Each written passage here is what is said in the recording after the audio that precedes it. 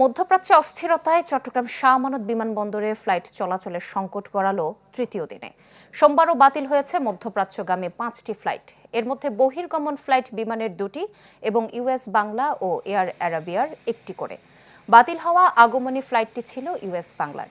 এ নিয়ে চট্টগ্রামে বাতিল হয়েছে মোট 25টি আন্তর্জাতিক ফ্লাইট। তবে এমন অচলাবস্থার মধ্যেই সোমবার মাস্কাট থেকে আসা সালাম এয়ারের একটি ফ্লাইট সকাল 8:15টায় পৌঁছে পুনরায় 9:30টায় মাস্কাটের উদ্দেশ্যে শাহ আমানত ত্যাগ করে। দুবাই, আবুধাবি এবং শারজা এর এয়ারফিল্ড যেহেতু বন্ধ রয়েছে, তাই এই 3টা গন্তব্যগামী এবং এই 3টা গন্তব্য থেকে আগত সকল ফ্লাইট অদ্যাবধি বাতিল রয়েছে।